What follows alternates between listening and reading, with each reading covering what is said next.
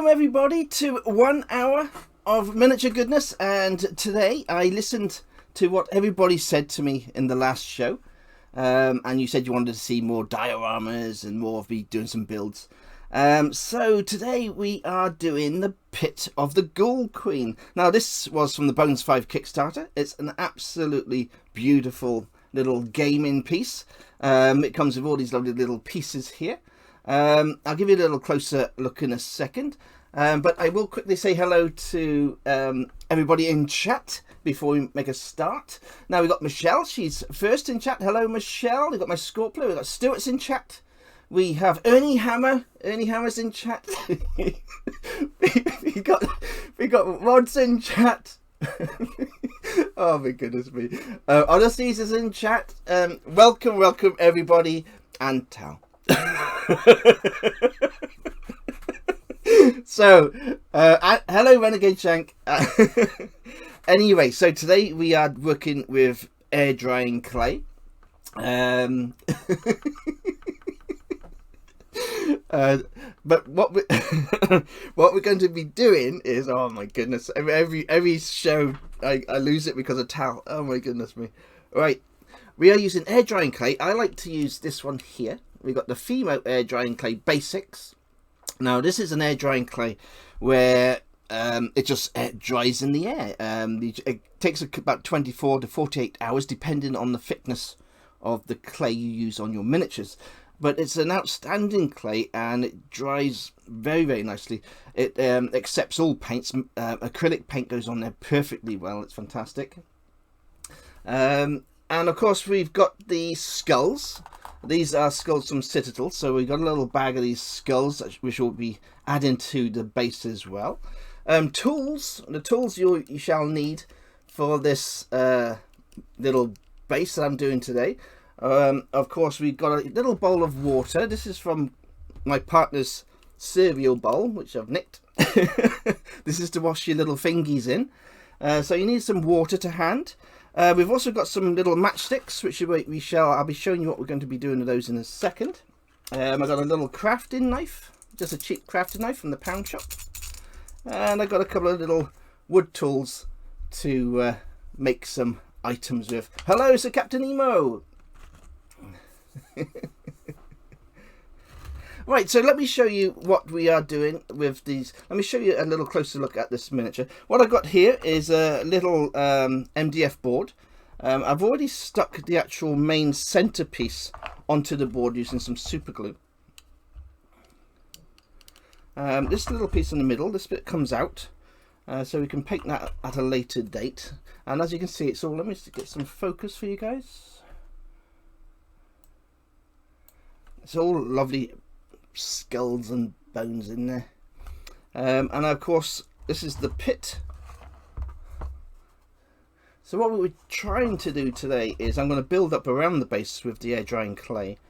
These are the miniatures that come with the actual kit. Now this is, of course, one of the new kits from Reaper, from the Bones 5 Kickstarter.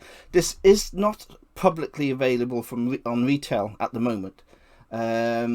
But it is very, very nice. I don't know when this will be available on the Bones. Hopefully this year sometime. But the miniatures are very, very nice. I know Michelle in particular will enjoy these miniatures because they are not actually wearing much clothing. They are absolutely lovely sculpts.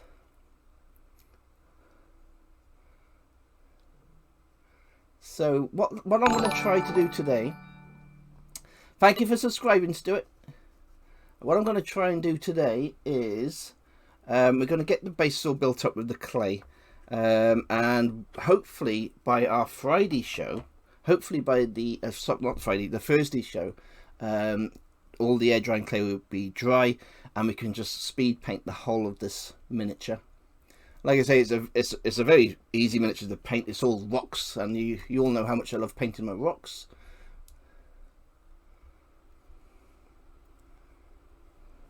But it's a very, very nice kit. There we are. There's Tal on a diet. Tal after his diet.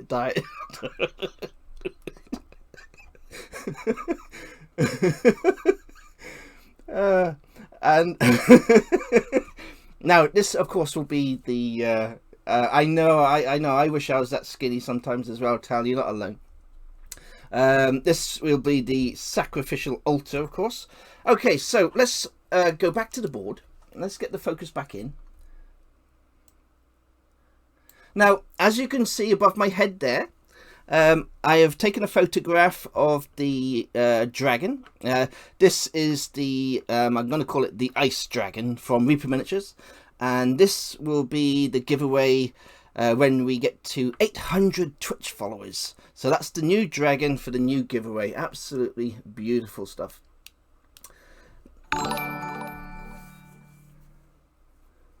Thank you, Ambignostic. Thank you for subscribing. Very, very kind of you. Okay, now I've already got some clay in a box. Now, this is, I know I repeat myself all the time on these things, but it's really important because not everybody watches every single show. So with me repeating myself with things I do, it means that in each show you'll, learn. This is just an ordinary, again, a tub from the kitchen. It's an airtight container. Now, I've already got some air drying clay in here. And this has been in here for months and months and months. And it's still nice and soft. Look, still nice and soft. So all you need to do with air drying clay is get yourself a nice Tupperware container. Make sure it's an airtight container like so.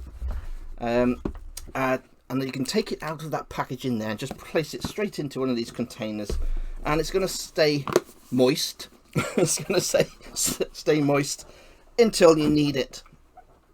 Okay, now for this miniature today, like I say, it's on a smaller MDF base today because it's not a huge big gaming piece. What I'm going to do is I am actually going to have these here. I'm going to raise that piece there. I'm going to have this one with a skull. I'm going to have Tal in the corner, and we'll have some skulls here, and oh, there goes all the moist crew. And we'll have this little table here. So all I need to do now is get some clay and we'll start building this up there. Now it is a messy job, so I can actually wash my fingers in the water as we're going along. So all I'm going to do to start is take a nice big chunk of this clay out, just like so. Plump.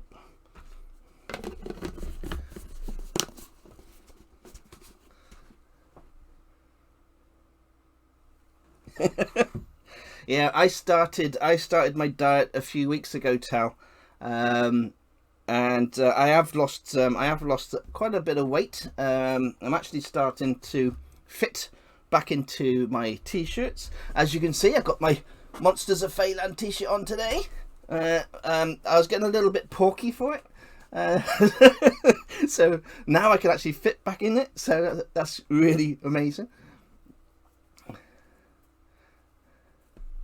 Right, all I got is little balls of clay, and what we're going to do is just start marking off and going around the areas and flattening it out.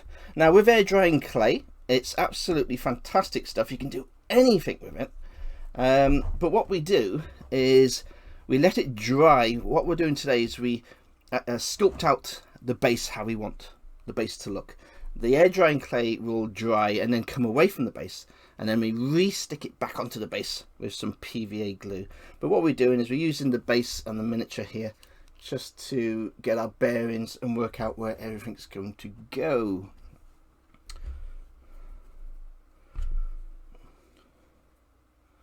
Now it's very simple to use the air drying clay. You can just push more clay onto it, onto the top, and just put it around with your fingers. And it's so much fun. I mean, the amount of times I've done air drying clay now on my shows, everybody knows how much I love playing with the clay. Because what we can do is stick that inside there like that. Let me get my little spinny wheel. Little spinny wheel makes it a lot easier. Look at my little spinny wheel, and now I can just spin the spin the miniature around and we can work on it as we go.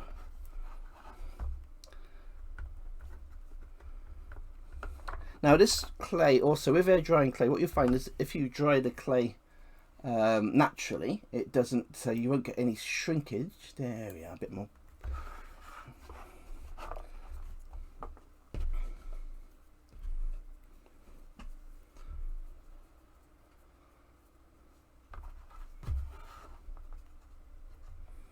I still cannot believe we got up to 700 followers. I was so happy about that. Like I say, it's been a very tough year, for a tough couple of years for quite a few streamers and painters, modelers, everybody. It's not just me, everybody in the artistic game or profession.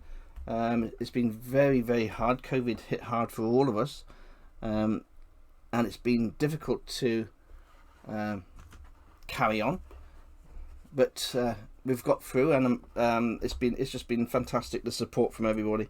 So thank you once again to everybody who supports the show and who are little goblins and enjoy what I'm doing.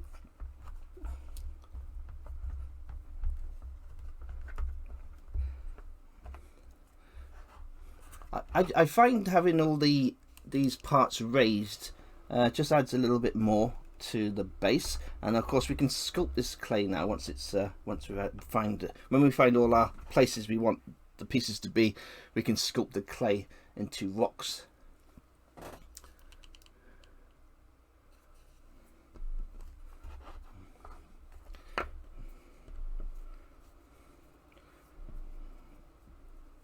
Now I can just actually add the clay to the base here and just push it on. Now you can't put this clay on too thin, it will crack. Sometimes that can work to your advantage. If you want to have a cracked look to the floor, then of course it will work to your advantage. When the clay dries, if it's very thin, it'll naturally crack because it's too thin. But you want to have the clay at least about 10 millimeters in thickness, and then you can almost guarantee that it won't crack on you.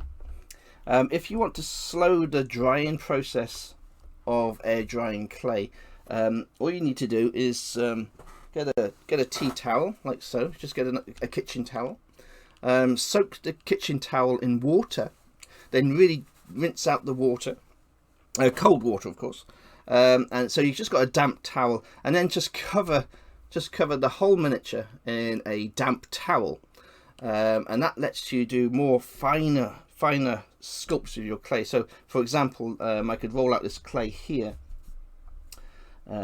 Say I wanted to make some vines.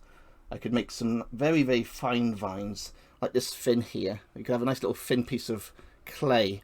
Now if I dry that naturally now, it'll probably crack, but if I cover this piece of clay in a wet towel, what will happen, it'll take longer to dry, and because it takes longer to dry, it actually stops it from cracking, so you can actually have a better surface for all your miniatures.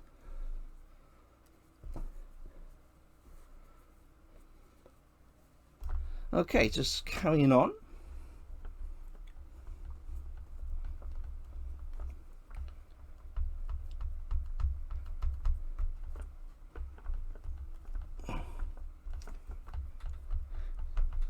And what I'm just doing, I'm just keeping going back with the pieces just to see the size of the bases I'm using.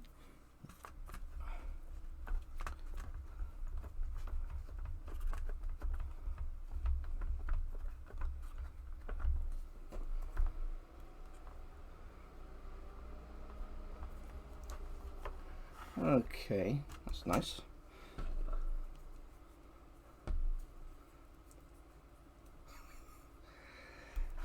Shank, careful what you're saying, my friend.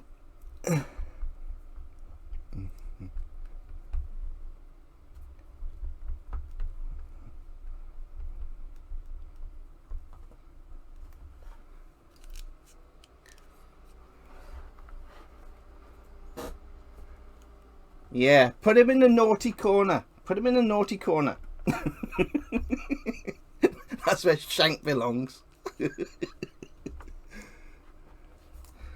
Oh,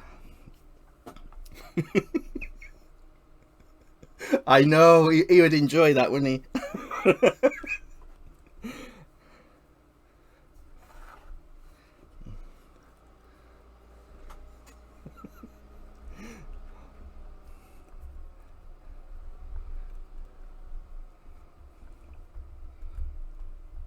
Okay, now I'm getting a rough idea of how this is coming on now, and I'm getting excited. I'm getting excited. This is good. This is good.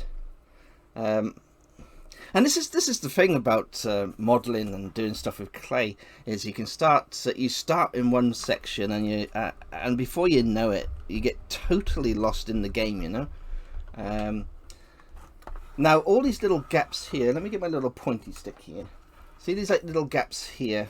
These will be filled with like PVA glue and then given a nice sandy gravel effect finish. But what we need to do now is start sculpting out these little rocks, and just kind of blending in these rocks with what's actually on here. And that's very simple.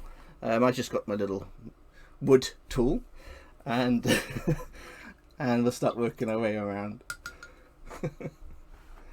Now, what we need to do is we just make sure the tip of the wood tool is wet, or moist as you want to call it, and we just start smoothing over the clay. And what we're going to do is we're going to carry on with this pathway as well. Just here, there's a little kind of, I don't know if you can see that, there's like a little stone effect there. In fact, what we can do is add a little bit more clay here. A little bit more clay here. What we'll do is we'll just smooth over the top a little bit, just flatten it out a little bit more, and then we'll copy this stonework and just carry it on a little bit more, just to fill up the base. So very simply, first of all, we're marking out where the stones are, and then we can smooth it out.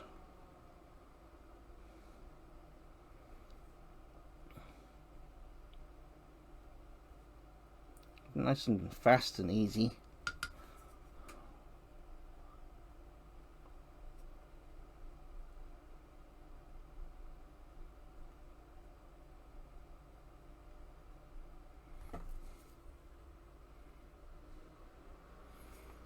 I don't know if you can see that very well. Let me see. Move this down a little bit more. There we are. Let's get a bit closer. Let's see a bit closer. What I'm trying to do is just copy the stones here that have been sculpted into the plastic, and we're just carrying on and making them into the clay, just so it kind of blends in with the rest of the miniature, so all the miniature kind of comes into shape. What you can do, if there's a little bit too much excess water, just take a little tissue and you can take away the extra water.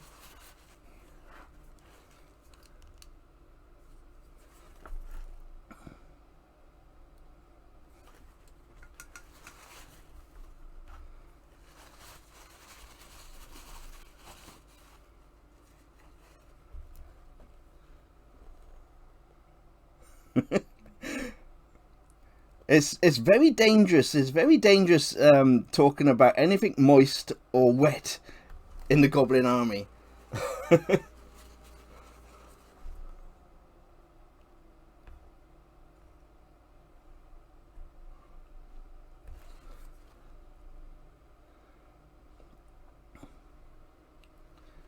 Now this is quite thin, this clay which I'm using today. So it'll probably take about 24 hours to dry. Now I'm hoping that by Thursday, like I say, I'll be able to get this completely finished and we can really go to town in this miniature, and it'll look fab. We'll also get these little babies painted up as well, all the little minis that came with the actual collection. And like I say, I don't know when Reaper Miniatures will be releasing this as a set. Sometimes I mean, they still haven't released items from the Bones 4 Kickstarter. So there's many things that I'm not sure they'll actually release.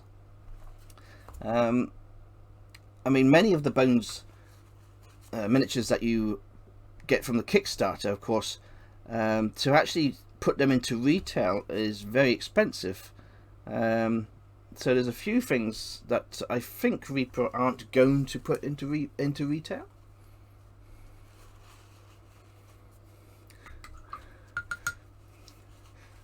Thank you, Ty. Awesome to see you. Now, you're saying about you can see the rocks forming. That's awesome. Now, the reason why I'm doing it like this is we're just doing it in little sections, and of course we can cover the rest because it's like a broken area. And what we're trying to do is just get a little idea of where these rocks are going. So they're kind of coming from the sacrificial altar, as I call it. Now we'll leave that for now. We'll start moving on to these rocks and start smoothing them off a little bit. Now when you do your rocks, it's quite important to try and get angles, and very simple, to be honest. You just put the flat edge of the tool onto the clay and smooth that edge off.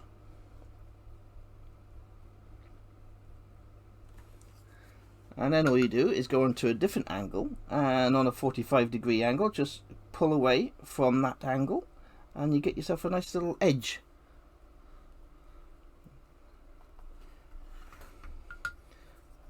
There's some bits like here we can leave. That looks like a naturally formed bit of lumpy rock, so that looks quite cool. But we can actually do this bit here and just smooth it off at the top. You just want some sharp angles on your rocks just to give a little bit of definition to each rock.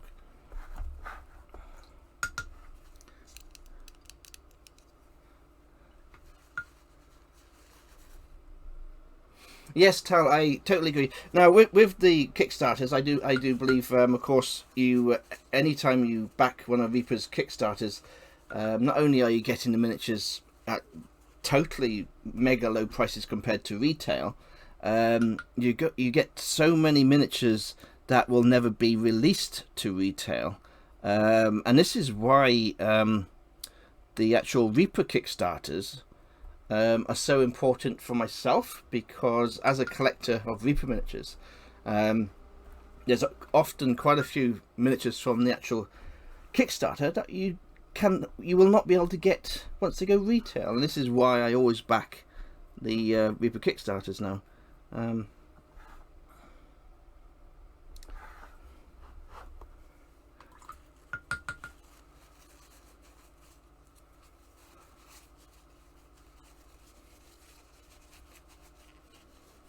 Yes, I actually I hardly ever catch a Reaper show. Most of the Reaperland shows are quite late for me, so I don't actually get to catch them. I'll catch the shows that are a little bit on earlier, but most shows which Reaper do, they're like in about 12 o'clock in the UK time. It's quite late.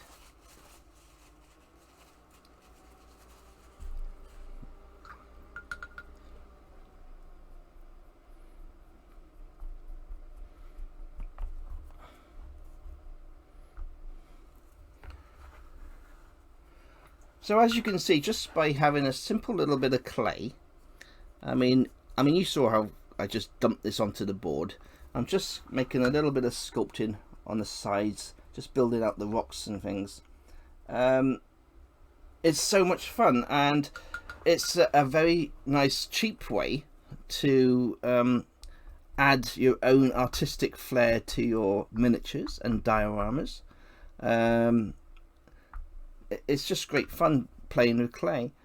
The only thing I don't recommend is if you are if you have clumsy fingers, if you drop, let's put it this way, if you drop this, it'll smash into 1,000 pieces. That's what I'm trying to say. air drying clay is fantastic, but you need to keep it away from the cats on the shelves, because if this falls on the floor, it's going to smash into hundreds of little pieces, and that is the main problem with air drying clay.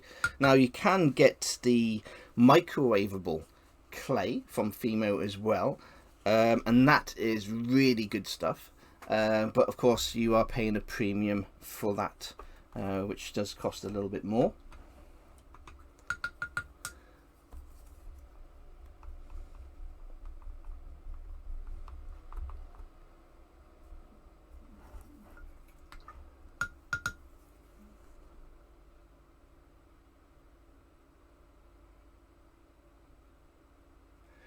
Painterly Git, no. Did you get a copy of the Bone 6 Adventuring Party preview? No, I haven't got anything. No, I'm a sponsor of Reaper Miniatures, but what happened was maybe a year ago, maybe a bit longer, nearly 2 years ago. What Reaper used to do is they used to send me. What they used to do, they used to send me a little box of miniatures as a sponsor to like review and paint, but they don't do that anymore. Now it's a case of the sponsorship is really a link to their website, and you don't get the miniatures sent to you anymore, so you don't get like the exclusives.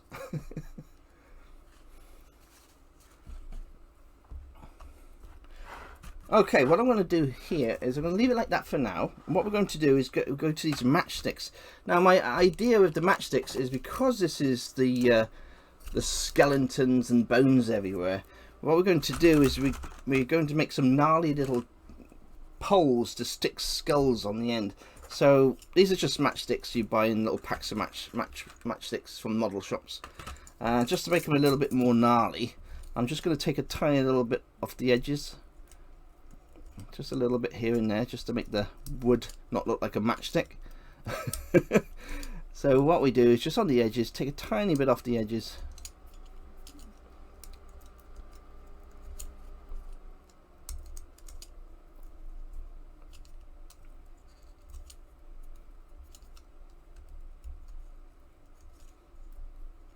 Just so it's a little bit more worn looking. So we need about 10 of these, I reckon. We can have 10 just dotted around, and then we can stick skulls to them and all sorts of stuff. And you want to do this, of course, when the clay is wet, because then we can just stick them into the clay.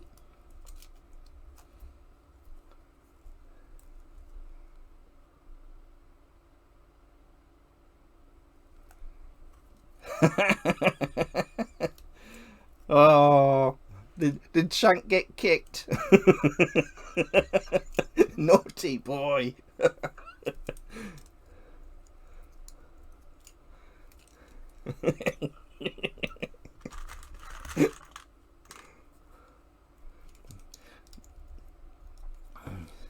Oh, I'll tell you something that's that was a bit crazy today while I'm doing this. I'm having trouble with my beard, right? It's getting to the stage where it's a little bit long, and because I ride a Harley Davidson and because I ride my bicycle and stuff, what's happening is by the time I get to my destination, my beard is like that. so it's like that. So what my partner Claire has been doing is she's trying to work out a way to get my beard here into like a little bead or whatever. So if anybody knows, if anybody knows of a way to do that, let us know, because Claire tied a little piece of leather around my beard earlier, right? And no word of a lie, it is tied off with a little bow, and a little bow on the front of my beard. And it's like, no. No, I don't want a little bow on the front of my beard. So yeah, that didn't go down too well.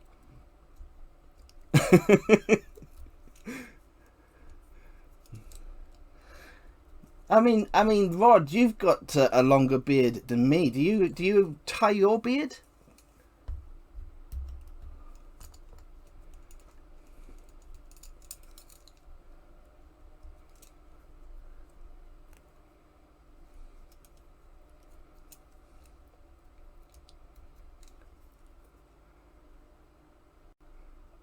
No, I use beard sculpt. Beard sculpt? What? What on earth is that?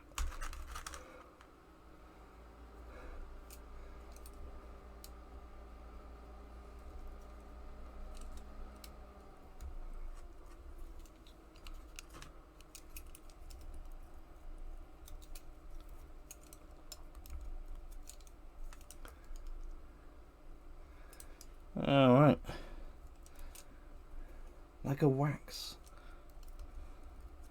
Yeah, the issue I got is on the bikes. It's just I need to have it tied.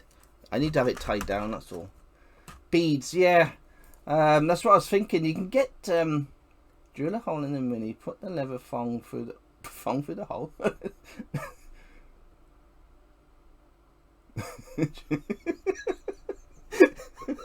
Painted the git.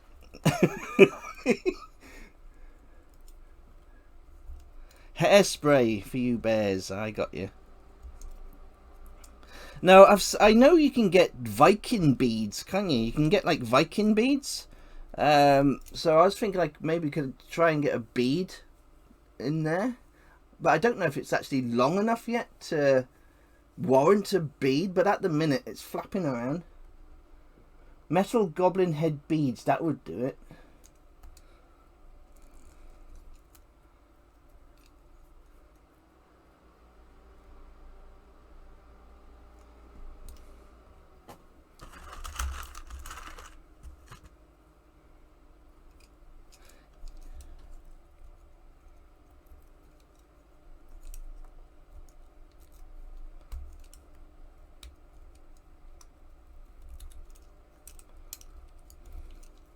Okay, people, I'm trying my best to be as fast as I can here. I'm just trying to get these bits of wood done. Doing these little dioramas is going to take a little bit longer than actually painting the miniatures, so bear with me.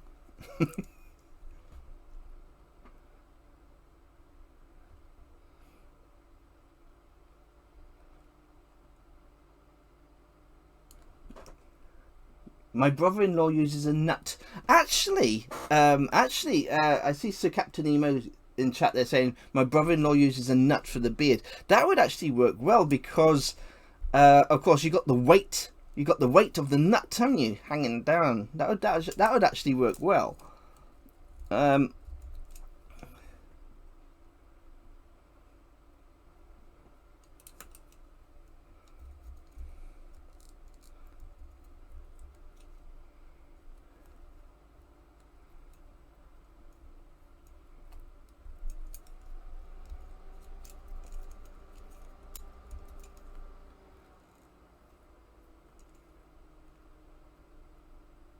It helps it grow faster as well.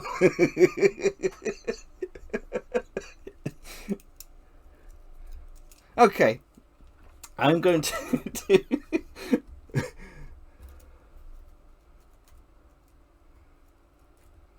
Oh yes, ambignostic. Yes, I didn't actually think of that. Yeah, if you did have a metal nut hanging from your beard on the motorbike, going at a ton down the motorway, that's going to start slapping your neck, isn't it? that could take your eye out. That wouldn't be good. Okay, so let's have a little look. See what we're going to do as well. So we've got our little bits of matchsticks. Very simple. I'm actually gonna cut some to different sizes. You don't want them all exactly the same size.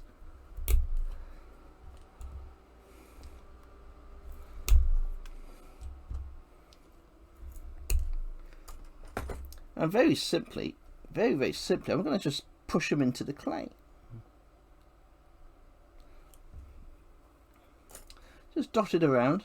Now each one of these gnarly little poles, they'll have either a skull stuck to them, or we can make like a little flaming top to the pole. We could put a little fire coming off the tops. What we'll do as well is we'll have one here, just sticking out here. So some can have flames on, and others can have skulls on. This will just add to the ambience. It'll just add to the ambience of the actual tiki torches. Yeah.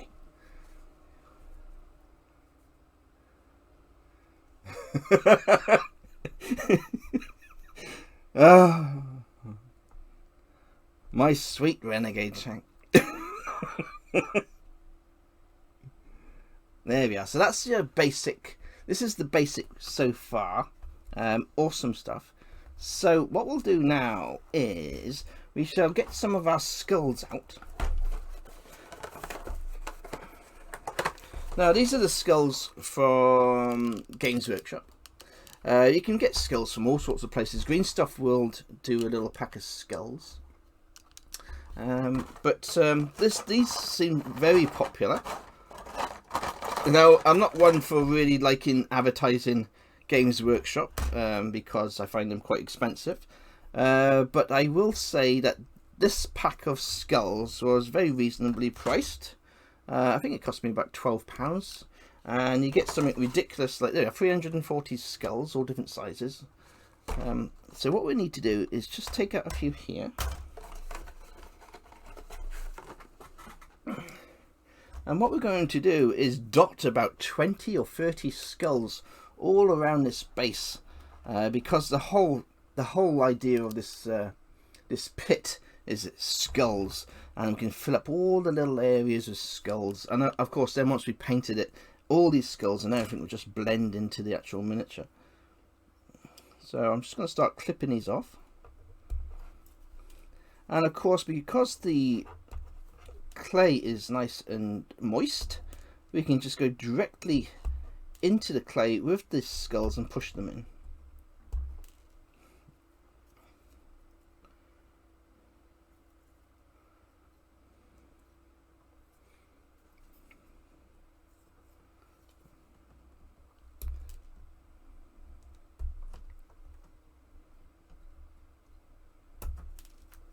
Okay, there's a few there.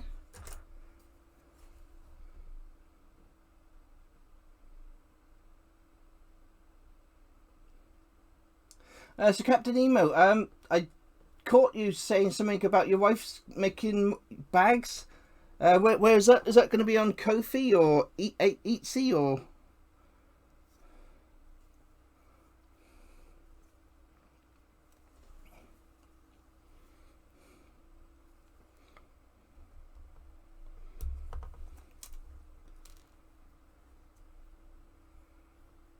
Okay. Send me the links. Michael, send me the links on Discord to your wife's Etsy, and I'll advertise it on Twitter for you. No problems at all.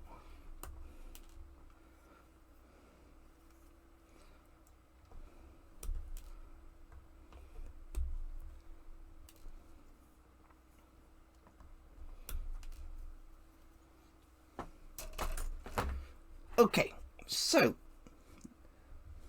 now we've got the little skulls. What we're going to do is get some tweezers, because I got Hulk hands.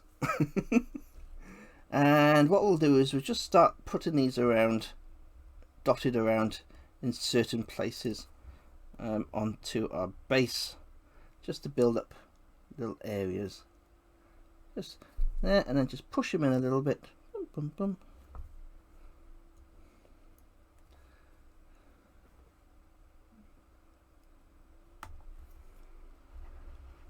So all these little skulls get dotted around. And of course what we'll do as well is I shall super glue skulls to here. I'll show you one. So let me get some glue.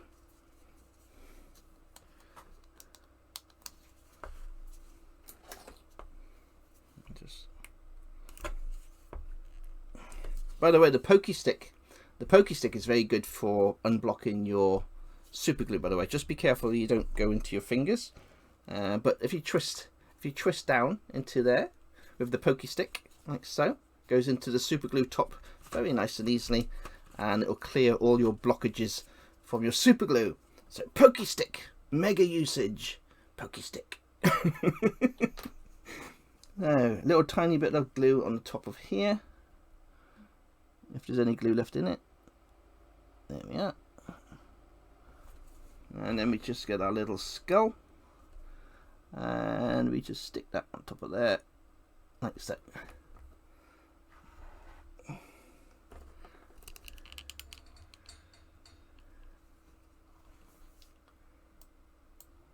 This will focus. There you go. Awesome stuff. So as you can see, you've got skulls on a stick. Skulls on a stick. Yum. Yeah, the blood pokey stick. It's always a bit nerve-wracking when I use the pokey stick on stream. I don't know if any of you watched the stream where I actually poked myself through the finger with the pokey stick, but that was fun.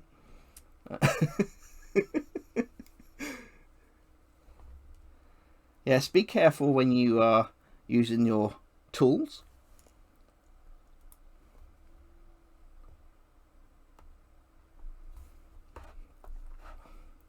Now all these little skulls I'm adding, they just add so much more, and they also fill up little areas on the base as well, and they just give you something else to look at.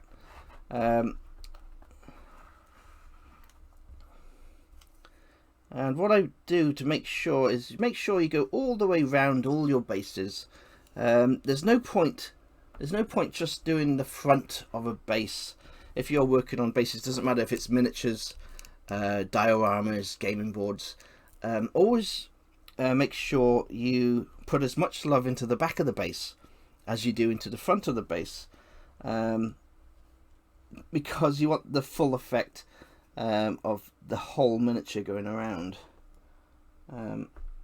It's always I see a lot of people where they'll do the front of a miniature and put tons and tons of things on the front of the miniature, and then the back of the miniature there's nothing. It's barren. So it's quite important to be 100% all the way around your miniatures.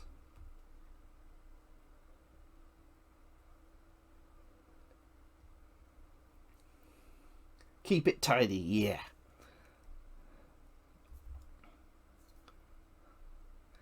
Yeah, you want to. There's quite a few key points in miniature painting design, and that one is keeping it tidy, of course, like Rod has said. Also, you want to keep everything in a controlled area. You want things to be matching. You don't want a mismatch of things on your base. And what I mean by that is you try to keep everything uniformed. And what it is, it makes it easier on the eye. As you can see, we got all the things both looking quite similar on the same sides, but they actually work together. If you have too much going on in different areas of this small diorama, there'll be too much to look at. This way you'll be directed, your eyes will be directed to the middle, but you'll also see this lovely effect going around the base as well. It's just aesthetics, I think the word is, something like that.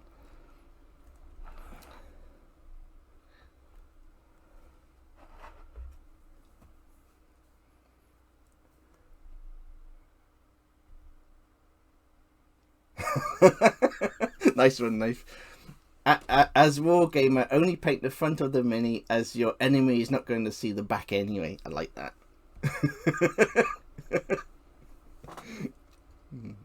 Oh, talking of war games and stuff, I've got a brand new poster on the back door there. Look, so I got my Bones poster, and now I've got my Reaper Miniatures poster on my door.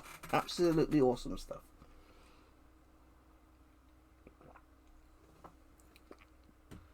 Yeah, so what I'll do this coming Thursday is we'll start painting this Thursday. today is really just about getting all this base and that done. It does take a little bit of time, but that's the enjoyable part. I mean, I think you can all see that this is coming along nicely, and by Thursday it'll all be dry. I'll give it a undercoat and we'll just go straight into the painting. Now for the flames for these little guys here, what we can do, I'll quickly show you how I'll make my little flames. Now I'll use a little bit of clay. Now I don't know if you're going to see this because it's absolutely going to be absolutely tiny. I'm going to put my finger in the water there. I'm just going to get that nice and moist. I'm going to roll it in between my fingers.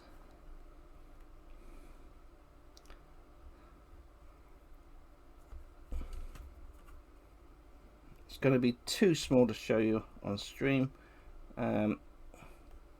What I need to do there, this is just a basic way of doing it. You're better off using the microwavable clay. What we do is I'm splitting the clay with my knife here. Oh, it's way too, you can't see anything, can you? Hang on a second. Get into the really small stuff now. You'll have to excuse me. What I'm doing, I got like a little pear shape with the clay, and I'm just splitting it with the end of my crafting knife. So it looks like it looks a bit like the little ball. It looks like a little ball that's been split, like from that film on that island. Looks like, what's his name? What did he call that ball that he put his hand on? You know what I'm talking about. And then we just stick that to the top of one of these, like so.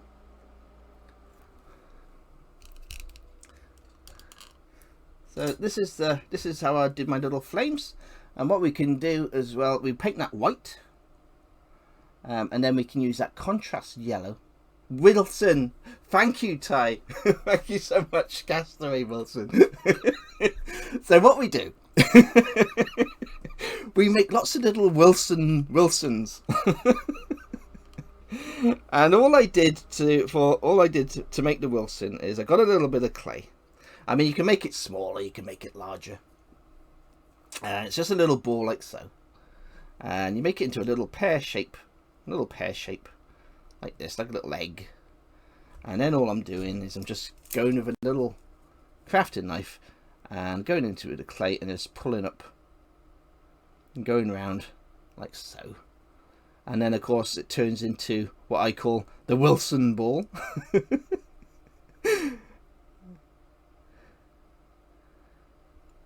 And that's as simple as that. And that makes a little flame for your matchsticks to stick on.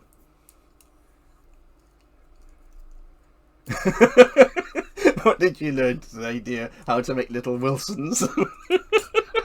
It's true. It's true. And what lovely little Wilsons they were.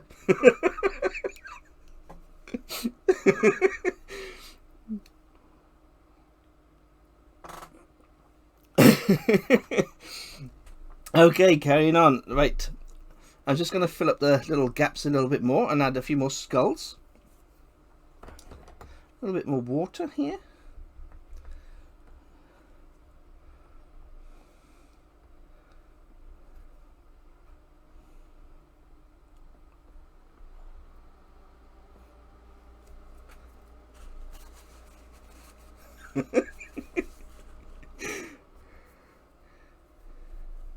And we'll just keep on adding these skulls around the base here, a little bit more here. Like I say, it's a very simple way to make a lovely little base. Now, I highly recommend playing with the old air drying clay. I've made hundreds of different diorama bases using air drying clay. And it's not just for rocks, you can use it for all sorts of stuff. You can start making buildings and all sorts of things. But like I will say again, the only trouble with air drying clay is, of course, if you drop air drying clay, you will end up having a smashed miniature. Unfortunately, they don't survive a fall.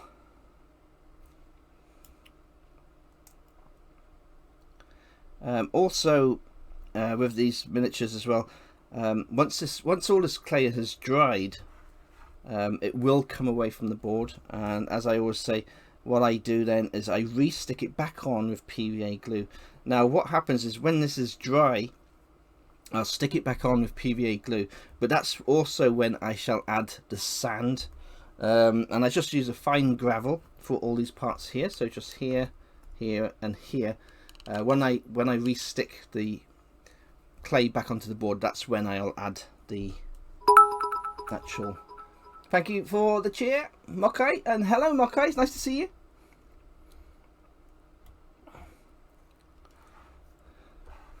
So another little skull here. Okay, and all we need to do now is add some skulls. I think another 2 skulls to the matchsticks, and then we'll just have flames for the last couple of.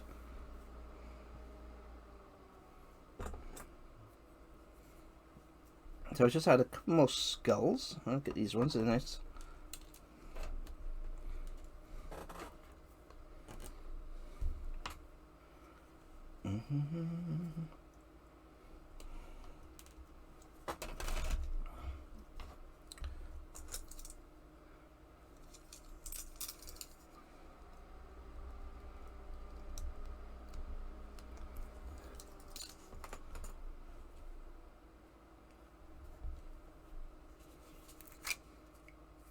Cool. Okay, so 1 skull on this one.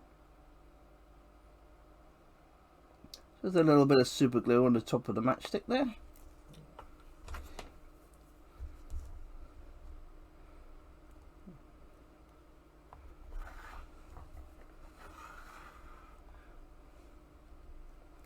And hopefully it'll stay. Oh, yeah, you go, perfect. You gotta have a steady hand adding those skulls. Quite difficult. One here. There's a little bit of super glue, and again another little skull. And we need to try and drop it onto the top of the matchstick without it falling off. This is where super glue is fantastic, because you almost get an instant stick. So yeah, a pair of tweezers and a steady hand is needed to add those little items.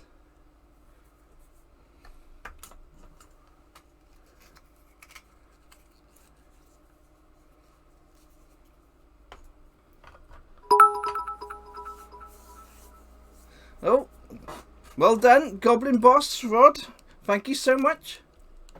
Awesome stuff.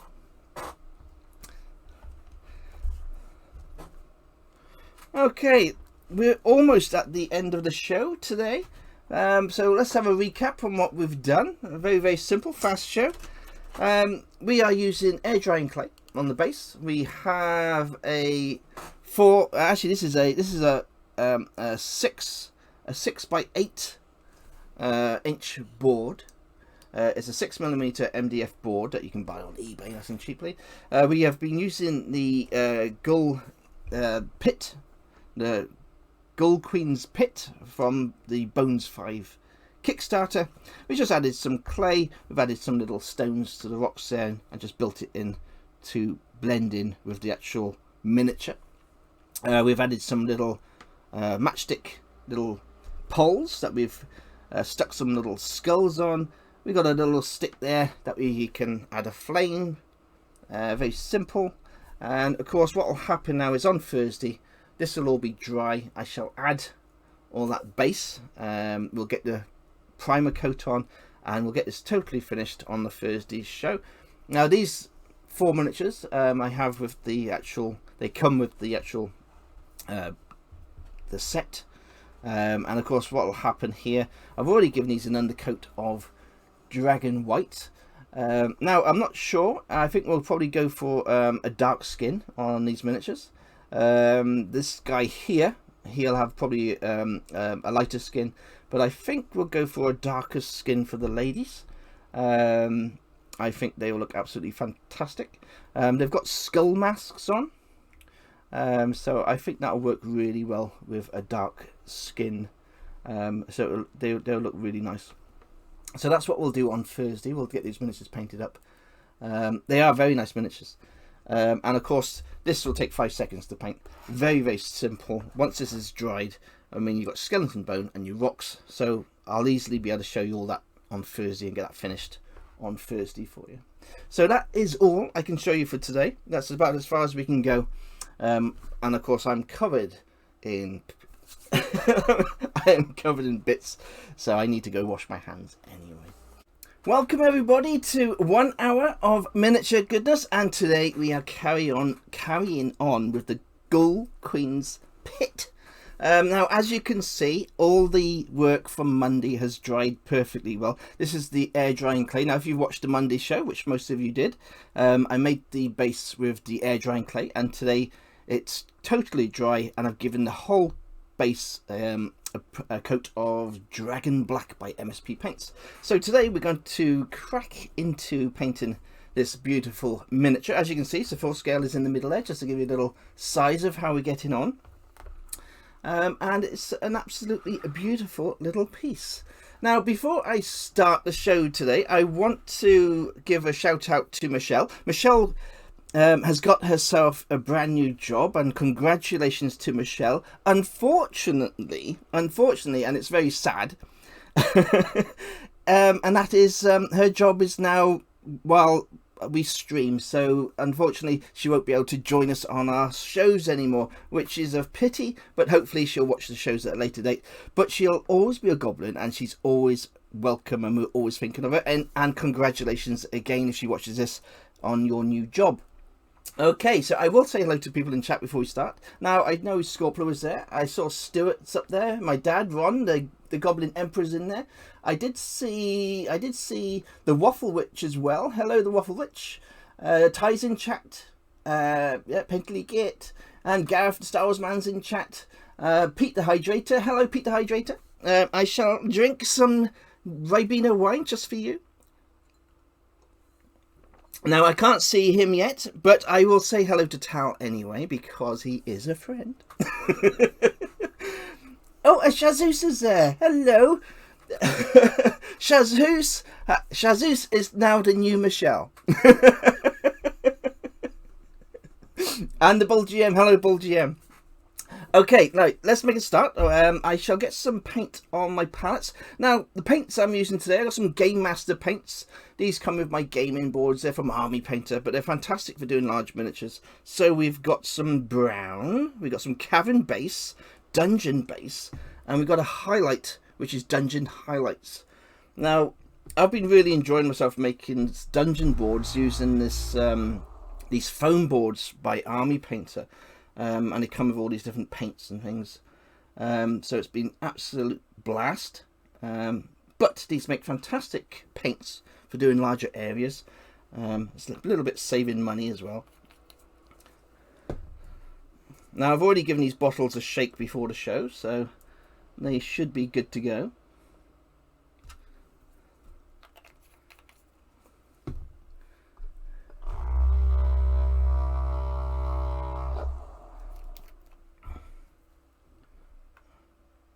Okay.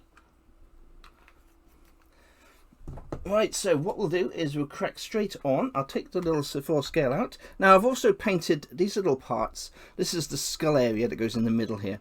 Now, I've painted that just in Dragon White.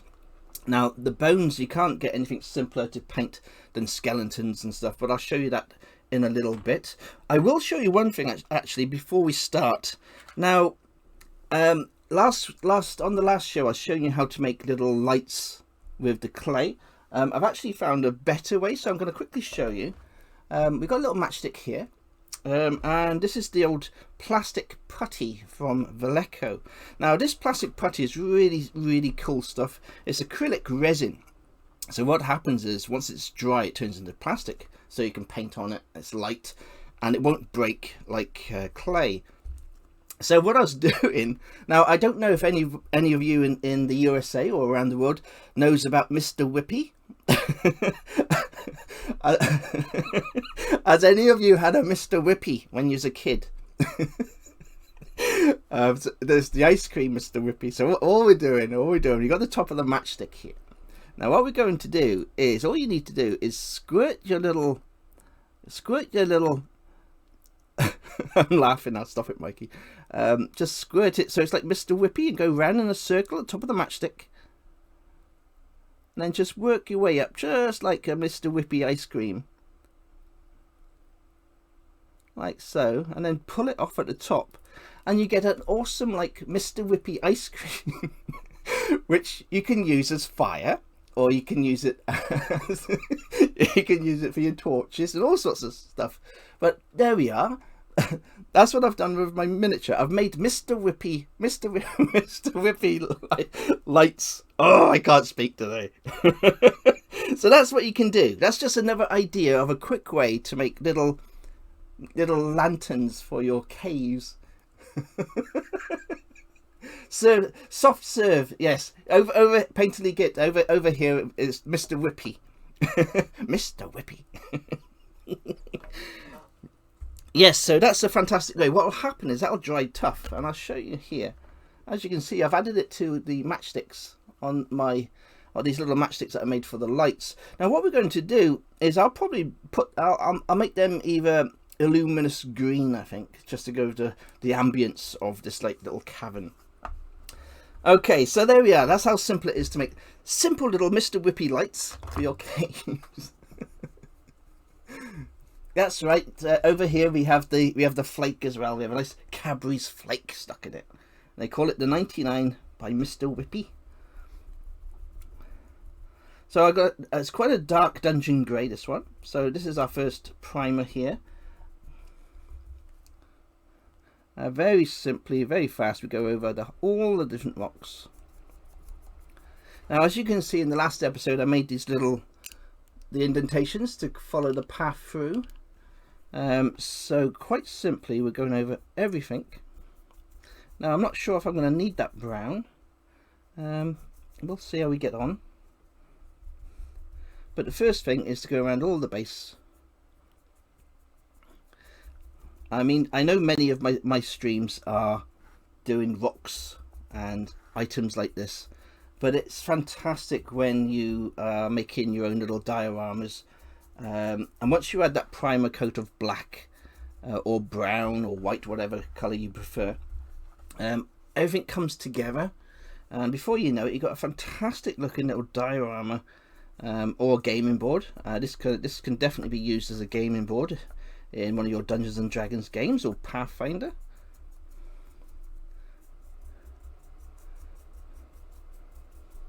Now, I used the actual Dragon Black as my primer because of course that's going to be used as a lovely shade going around the whole of the miniature. We want it nice and dark.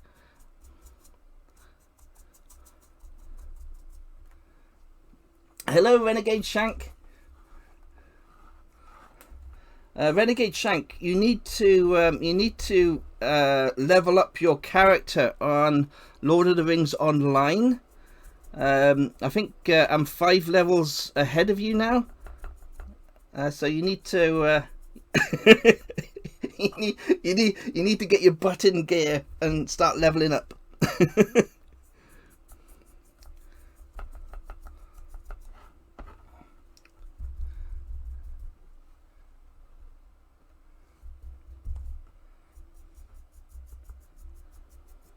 Now, you see all the bones are popping out here. Now, the idea is we get all the greys on first, so we're doing all the dry brushing first. And what we do is we'll come back and go over the skeletons and all the areas and the fine details later on. The main job now is to get all the grey on that we want and all the different colours over the rocks. And then we can work on to the finer details, and it'll just start popping before your very eyes. And this type of thing is why I love miniature painting, because the miniature just comes together, and it's just a lovely thing to see dioramas and miniatures slowly come to life in front of you. and of course you've got your own little artistic flair going into each miniature when you make your own dioramas and add your own bases. And as I always say, it brings a little piece of yourself into the actual miniature. Thank you for following. Valkyxion. Sorry if I said that wrong.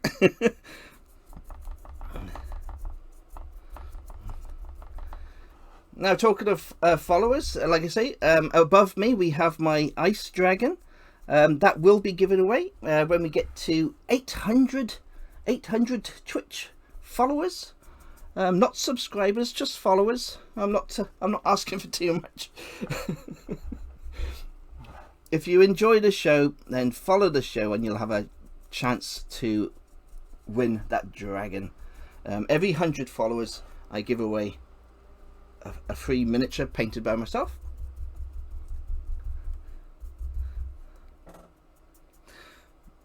Now, I have got a little bit of news. I did share it with my patrons earlier on Discord.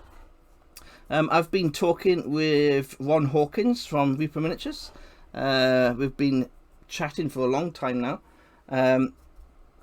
And when the Bones 6 Kickstarter starts, I shall be doing a few special shows because I have a few prototype miniatures from the Bones 6 Kickstarter.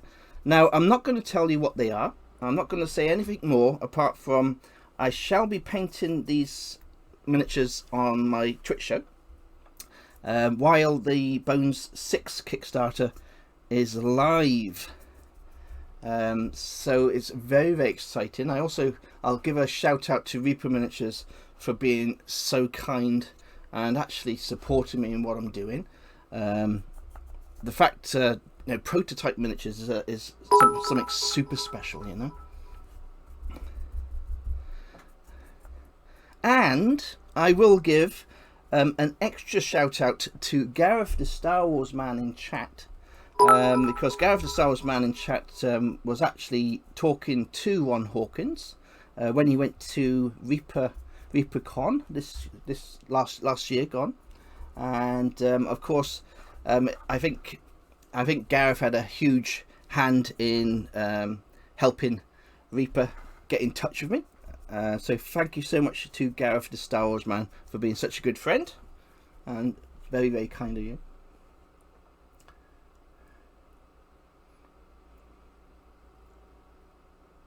Oh, there's Gareth there, look. There's Gareth.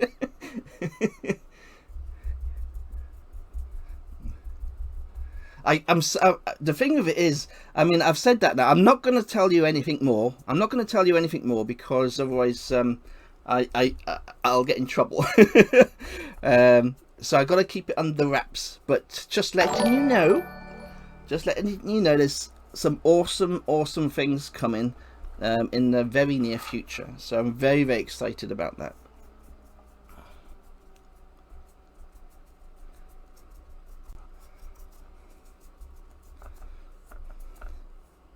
Okay, so just by adding that one coat of grey, we've gone around about 2 or 3 times now.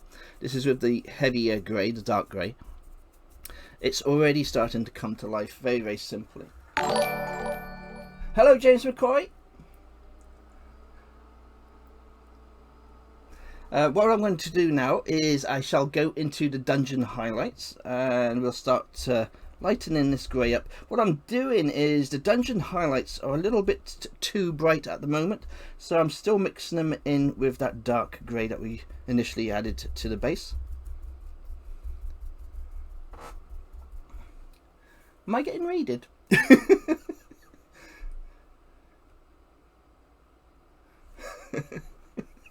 Am I getting raided? I'm going to just carry on. Thank you for the raid. Who's raided me? I can't see anything. Thank you for following, War Shadows. Okay, so we're just going over it with the lighter tone now. This will just highlight the darker grey underneath. Thank you for following. It's Reaper. Thank you so much, Reaper Miniatures, for raiding. I couldn't see.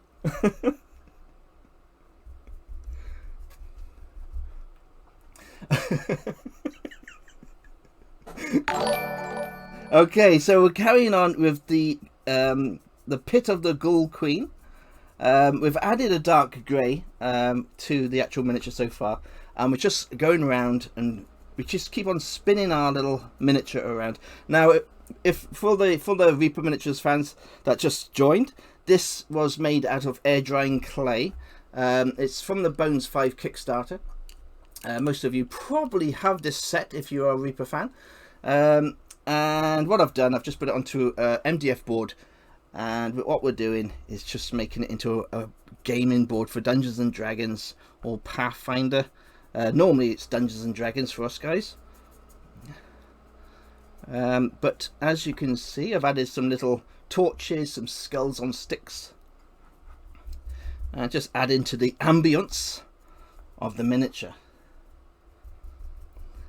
And it's a very fast, easy miniature to paint because it's all rocks, and I love painting rocks.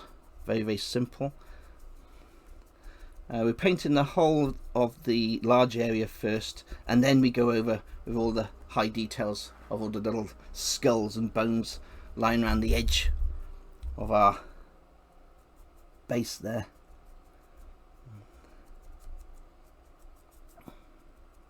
Well, these are also the miniatures that come with the actual set. We've got the little guy there who's about to be killed and put into the pit, and then we got the very attractive ladies to paint.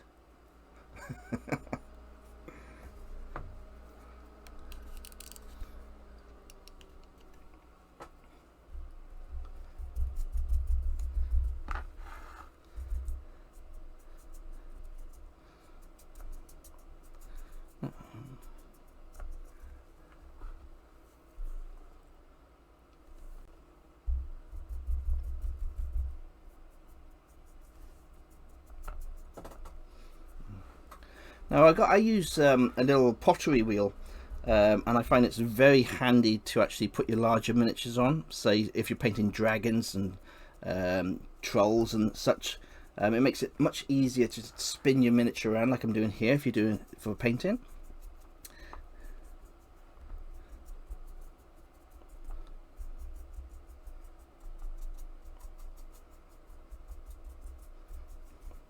What I'm going to do now is I'm just going directly into the lighter grey, and this will be the final highlight going around this miniature.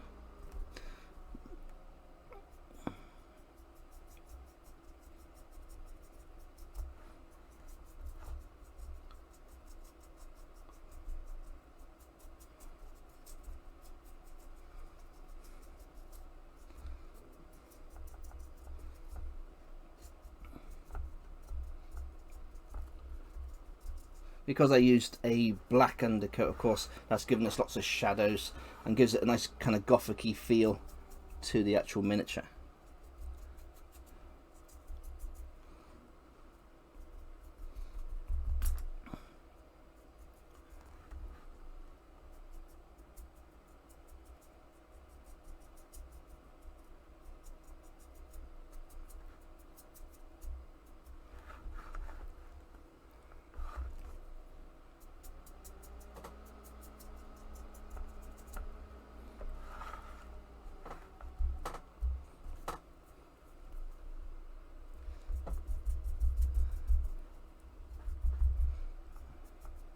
Okay, so that's about all I really want to do to this now for the highlights.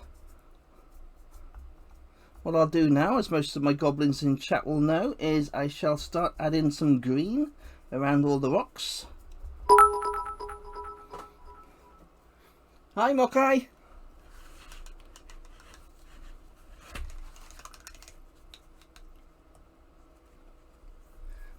Am I going to glue the bones or let them be removable?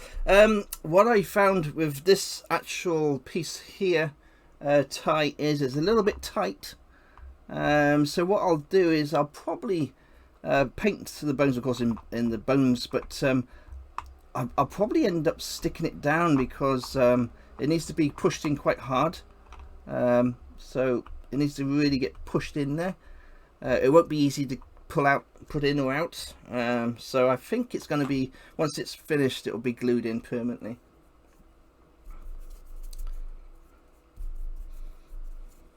Now for the green, I'm using some Turf Green by MSP Paints.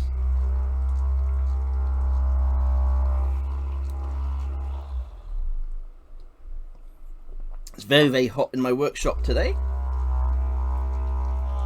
Hello, Nath. All the goblins are in the house tonight. Apart from Michelle.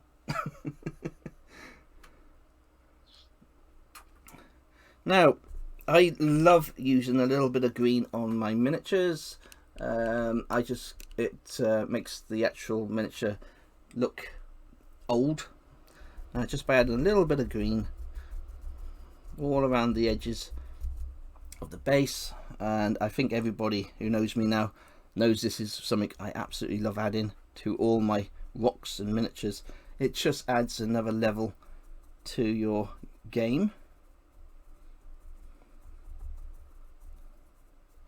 So what we do is we just add that green to all the lowest areas of the rocks, and we just work our way around.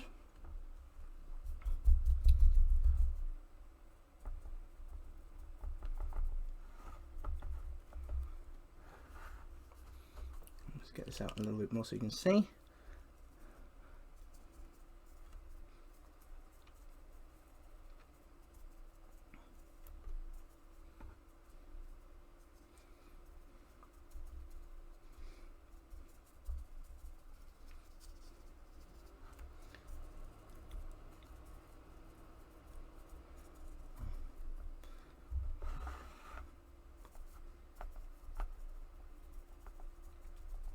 There we go.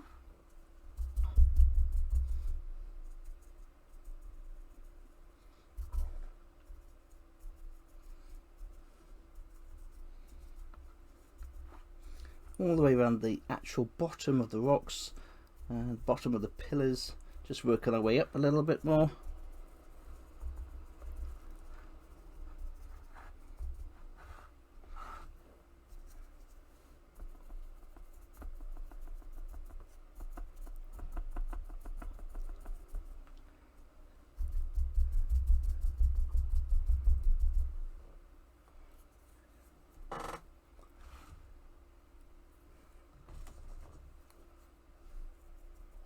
From the sacrificial altar, just working our way around the bottom of the rocks.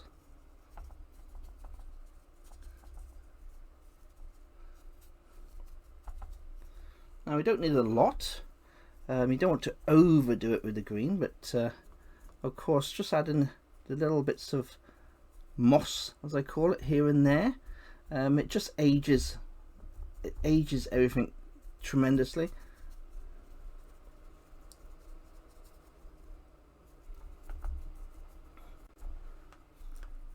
And also gives a little bit more colour to the actual diorama or the gaming board that you're making.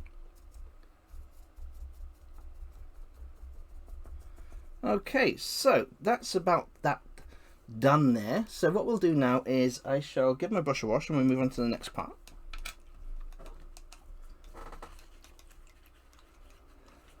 Oh, here he is. Tal's in the house.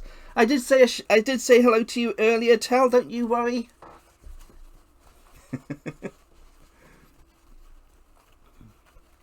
Okay, moving on. Now, I did show you earlier how I made the little lamps.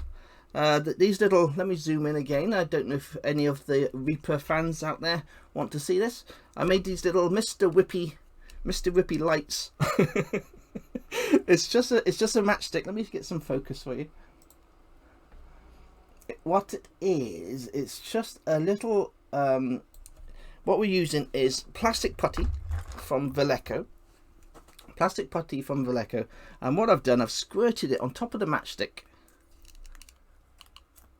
I squirted it on top of the matchstick like a Mr. Whippy ice cream.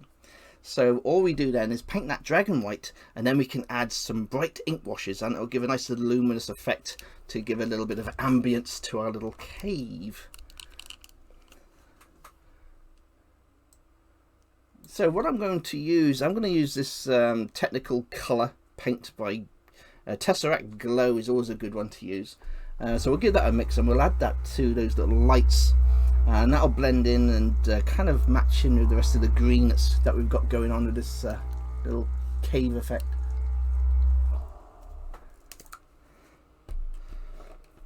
Okay, so we just need a little brush. You need my little pot. Now if you use ink wash, it's very important that you got a little pot to put them in, stop them spilling. So we're just adding this Tesseract Glow over the actual putty. And like I say, this Vallejo putty, it goes hard. It's resin. It's actually liquid resin. So once it goes hard, it's absolutely solid. So you can actually do quite a bit of tiny sculpts with this putty, and it actually works really well.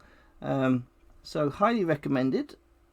Not only does it fill the gaps in all your miniatures, you can make awesome like little, I don't know, Mr. Whippy lights. Also good for making mushrooms. You can make little mushrooms with it. It's very, very simple to do. And of course, when you add a contrast paint, because the contrast paint goes dark and light, that'll go into all the recesses of the Whippy lights.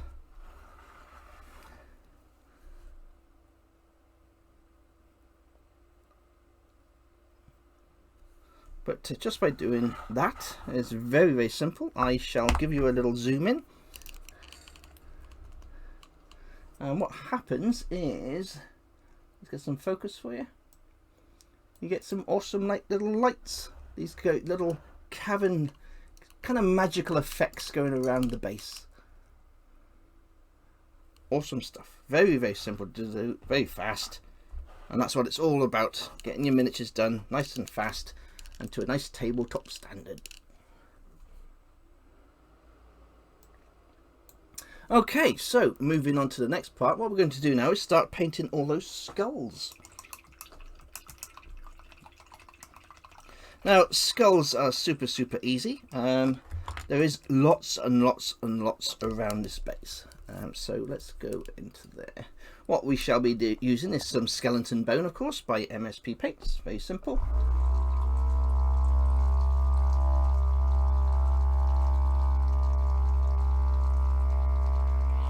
No, I was not rude. I am never rude about people that aren't actually in chat, Tal.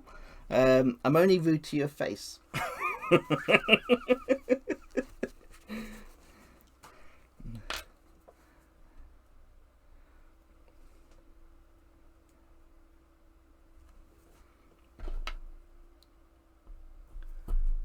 Just getting the pokey stick into the bottle to get the old. There we go.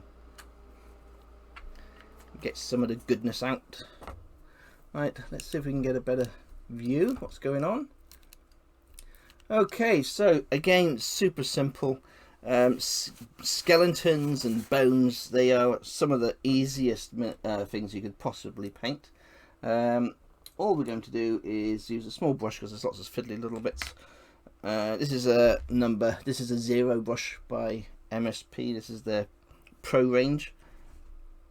And what we'll do is make some room, take this tissue out the way so I can get my little hand in, and you can just see all the little bones there. They'll show up better once we've got them painted, but again, just going to steady my hand, and we just go over each little bone with the skeleton bone.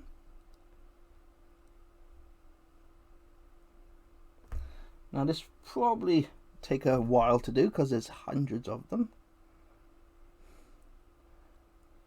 Now you don't need to go all the way around. What we're doing is we're just highlighting the top of all the skeletons, because what will happen is we want them to be nice and dark at the bottom.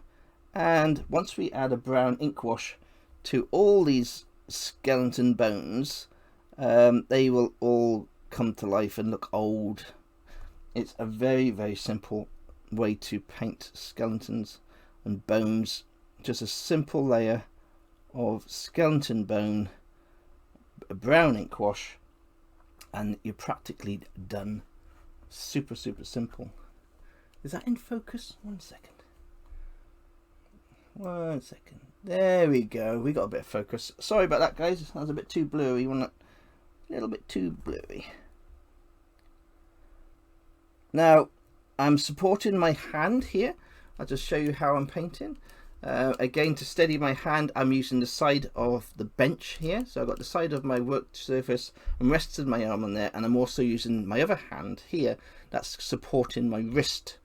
And that gives me a steady hand to actually paint these miniatures. So of course, very, very important to have a steady hand.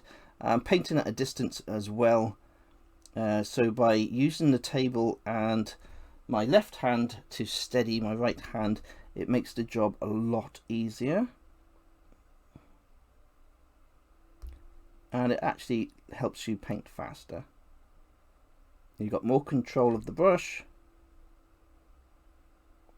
I mean, you'll still make mistakes, it's normal. But it's the fun of the game. That's what it's all about. It's the fun of the game.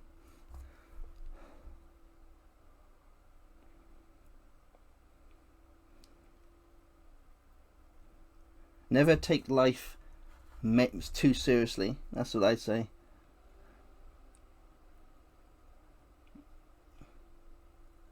Just enjoy it while we got there. There's some little bones up here. So just quickly go over these little bones here. And like I say, as you can see, I'm not going to the base of these miniatures, because I'm using the black to my advantage on this paint. It's a very, very simple thing to do. The shadows are being produced by that black primer, so all I needed to do is get the top of these bones done. Once I had that ink wash, what will happen, it'll all instantly blend in as well. So as you can see, this is tons of bones here, so we'll fly through these.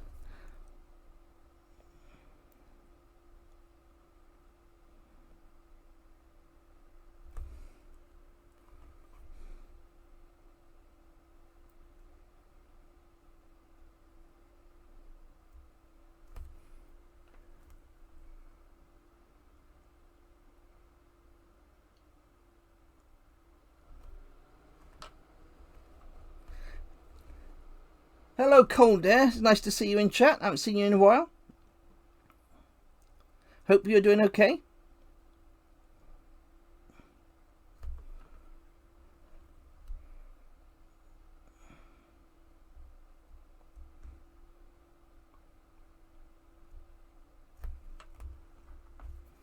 Sometimes as well, when you're doing large miniatures like this, and you've got hundreds and hundreds of bones just lying everywhere, you don't need to paint every single bone, because some bones actually, over time, they'll turn black.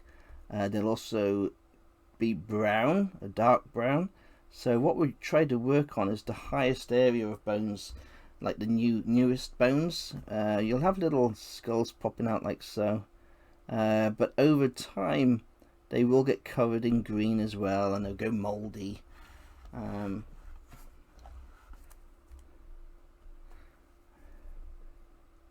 But because this is a sacrificial pit and there's bones everywhere, you want to get as many bones painted as possible, because it'll look absolutely fab once the actual miniature's finished.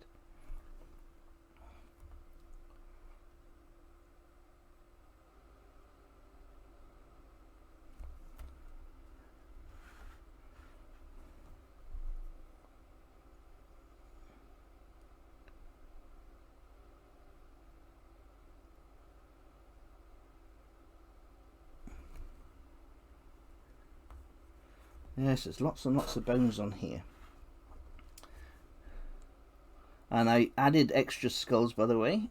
All these skulls that I'm painting now, they were added after I added the clay base. These skulls are from Citadel Miniatures, from their skull box packs that you can buy.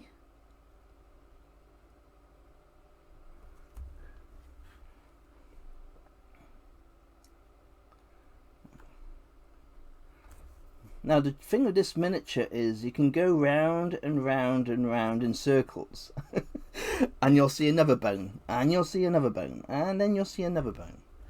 Now what I did here as well with the actual sculpt is this actual middle part is the actual miniature, but what I did, I carried on with the stonework using air drying clay. So I just sculpted these little stones here to carry on the path going around towards the sacrificial altar.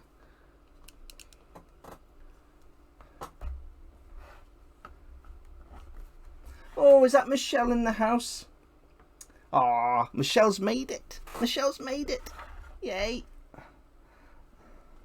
Now, I was talking about you earlier, Michelle, saying that you can't be on the show anymore because of your new job, and I did give you a congratulations, and I'll say it again, congratulations on your new job.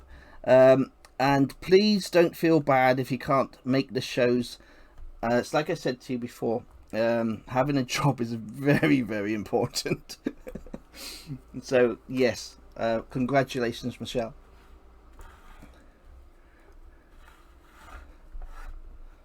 Okay, I made some little matchsticks, and then we got some skulls on the matchsticks. So we shall just go over there. Again, just a hint of the skeleton bone. Now I'm only doing the tops of the skeletons because I want all that shade below the skeleton heads. I want it nice and dark as possible.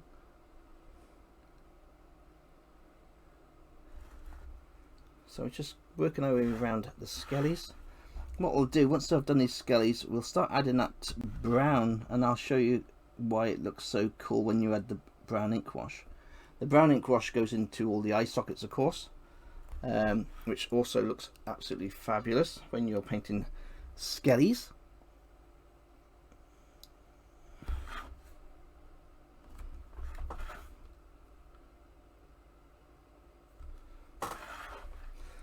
Okay, some one in the middle here.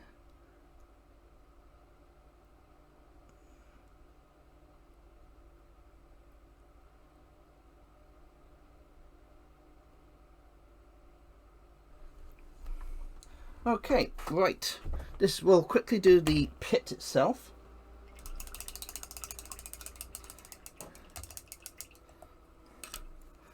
Now for the pit, I will just quickly use my big brush here, and we'll just go over. This is just Dragon White by MSP Paints. I've used for the actual initial skeleton middle, and as you can see, it's just a huge mound of bones. So what we're going to do is dab the paint on, just pushing the paint on with a large brush, and this way it's easier to get into all those little recesses. If you used a small brush to paint this on, it would be quite difficult. It would take a lot longer. So by using the large brush and pushing the paint inside all the recesses, it goes on a lot easier, you'll find. Nice and fast and simple. That's what it's all about.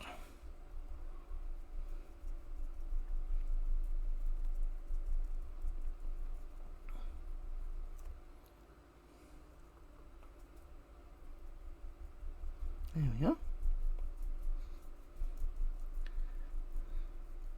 Now once we add a brown ink wash to this, it'll transform. It's just ink wash is an incredible thing. It's an awesome stuff. Now this will all be dry now, so we can go straight back onto that and start adding our brown ink wash. Just wash my brushes. A little key when you're using a large dry brush, let me show you. Make sure you use nice clean water for doing your dry brushing, but when you got the brush, when you've used your brush, make sure you got nice clean water. And the way you clean a dry brush is get that water in it and keep using the tissue. Thank you for following Dark Traveller Miniatures. Well, welcome as well. So we want to keep cleaning this brush. So again, back into the clean water.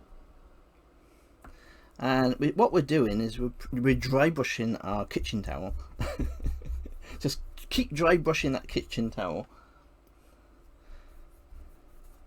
And what will happen, of course, is you just keep on going. It can take a long time, but it will save you a fortune on brushes. So you just keep going over, keep going over. And what will happen is you'll end up, there's no paint at all coming out on your tissue. And you'll have a nice clean brush like so.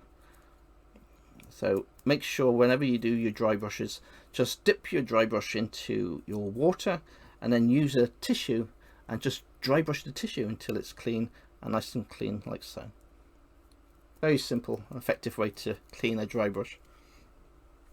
Okay, moving on. Excuse me. Let's go and paint the brown. Now I got some Agrax Earthshade, of course, a very popular brown. I use these shades because they're in the larger pots. Reaper Miniatures, take note.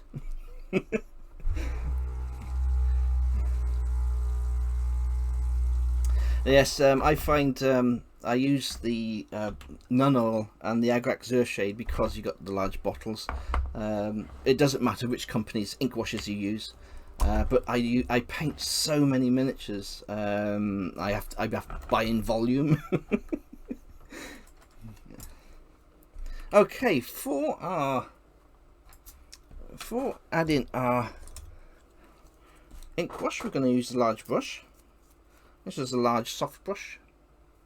And what we need to do as well is have a tissue on the ready, and we also need a couple of cotton buds in case there's an overflow of ink, and so you're completely ready to add all your lovely ink wash.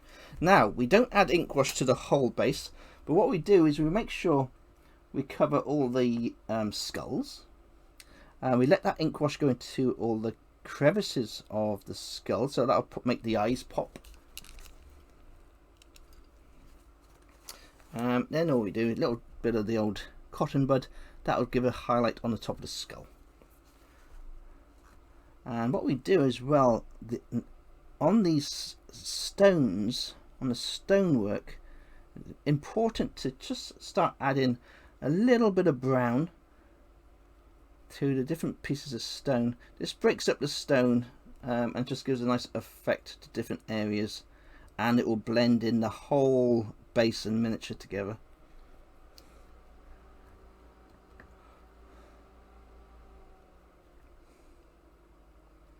And just making sure we go over each of the skulls.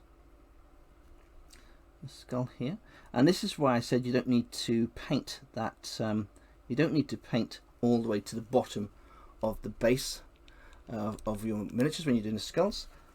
Again, take off any excess. You don't want it too much. You just want a change in colour. You just want that variation in the rock colour going around your miniature.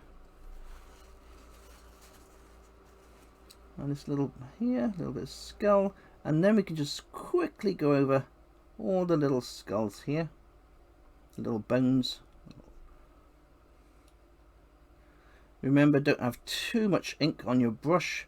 You're just trying to cover the initial bone.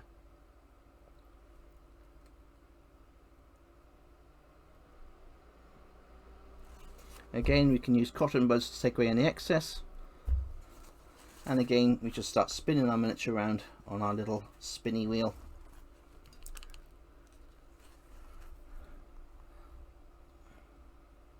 But we want to get all the skulls, all the bones, with a nice layer of this brown ink wash.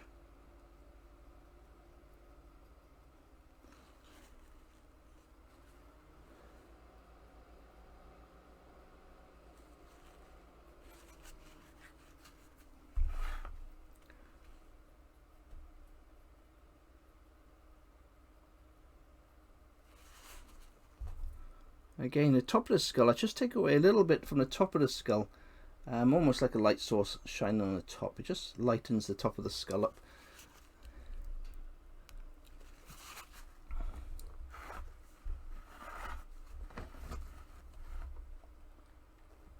And again, we're just moving around. I mean, this is the most simplest way to paint this type of miniature. It's really fast, but the actual finished product, once you've finished painting, you will be so happy with yourself. You'll feel a real sense of achievement when you can paint a nice miniature fast and easy. This is fantastic for newcomers as well. When you're just dry brushing and adding ink washes, and you can get this initial finish to a miniature, you will feel so happy. I can guarantee you'll be like, oh my god, I painted that, you know. So yeah, lots of fun. And seriously, it's not difficult. Once you start painting miniatures, you will be addicted, believe me. It's the best hobby in the world. Absolutely amazing.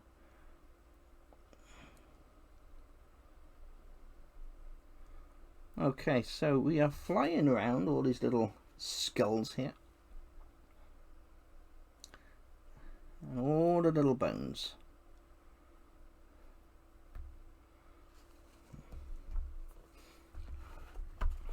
Okay, what am I missing? Here we go, there's one there.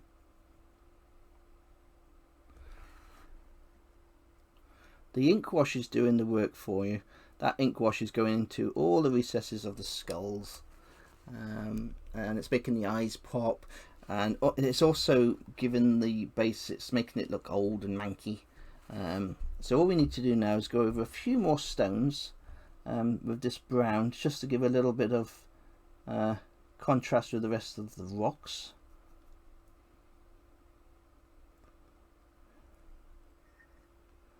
We've also got the ram to do there. There's a ram's head on one side and another skeleton guy. There's a poor guy hanging up there. We shall move on to him in a second. But I'll just quickly finish this bit off here. And again, this is where the tissue comes in. We just dab the tissue onto the rock. This will take away quite a lot of the ink wash, but it will still leave a variant in color on the stone going up and around, because that's what it's all about, is having these different colors all kind of blending in on your rock work. It just all adds so much detail to that miniature, very simply.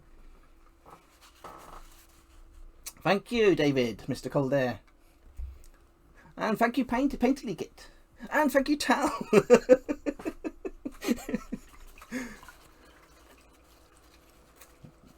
Hello, Volio14. Nice to see you in chat.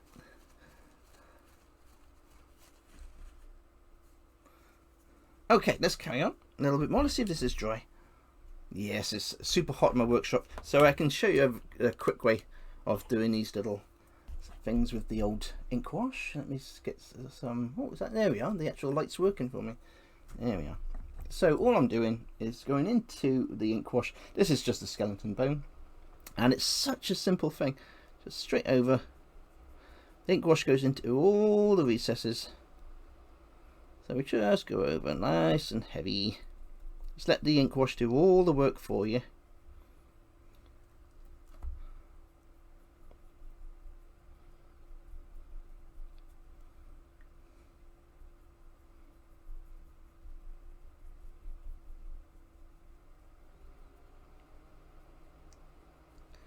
I tell you, if you start miniature painting, buy yourself some skeletons for your first initial paint. All you need is skeleton bone, brown ink wash, and you'll be chuffed with the results. It's such an easy thing to paint. Skeletons, you couldn't get much easier than painting skeletons. Highly recommended. If you're painting a skeleton army, you're on a winner. I remember back in the 80s, I don't know, quite a few of my friends in chat, they are from the 80s as well. You remember they did the skeleton horde? We did the old. It was Games Workshop. They did this box of. It was called a skeleton horde. It was a red box of plastic skeletons. I think that was. It came with a skeleton chariot and some skeleton horses. That was one of the first proper big box sets I ever painted, and it was fantastic because it was so easy to paint. So yes, skeletons are super easy.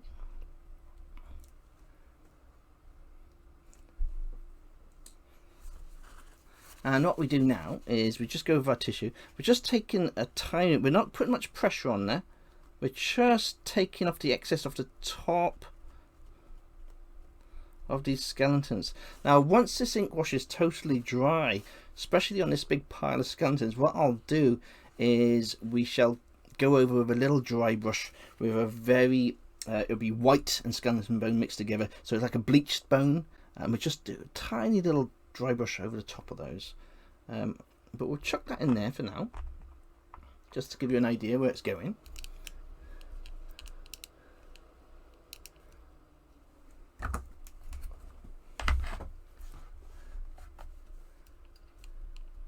Just like so. So there we are, that's absolutely perfect.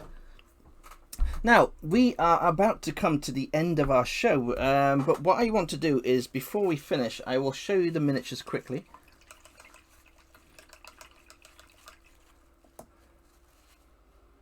One of the things I'm still learning is when to wash and when not to. Okay, that's a question and a half. If you watch how I paint my miniatures, you'll see I can actually add washes at the beginning of the paint. I'll give you a prime example now.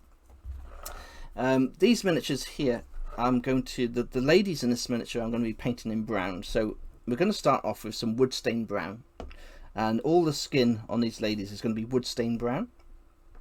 And then I should be going on to, I got some suntan flesh which I'll be mixing in with the wood stain brown. But there's two ways you can do this. You can actually paint your wood stain brown on first, then add a Agrax Earthshade, and then move on to your suntan flesh. Or you can do a 50-50 mix and then add a mixture later on. It can get very confusing. But what will happen is you'll end up finding your own techniques. I mean, I'm not telling everybody to follow how I paint. I paint all my miniatures very fast, so I take shortcuts, as I say, by using the ink washes and stuff. I'm really trying to paint for a tabletop standard for the games, but with the ink washes there is so many ways you can use the ink washes. A lot of people, another good way to use an ink wash as well is if you're doing a high detail miniature. Again, I'll give you another example if I can find a miniature that's free. There we are. We got little Frodo here. We got little Frodo with the one ring. Now, very small miniature, and he's like I say, I've given him a little I've given him an undercoat of the white primer by MSP Paints. Now, a lot of people, including myself, if you've got a miniature that's really difficult to see all the details, what you can do is add that white primer, so you make sure it's white, and then just add a black ink wash over the whole miniature. So what will happen is that black ink wash will pronounce all the different details on this miniature. It actually makes it helps you paint your miniature, because what will happen is that ink wash will make all the details pop, and you can actually use it as a guide to help you paint your miniatures.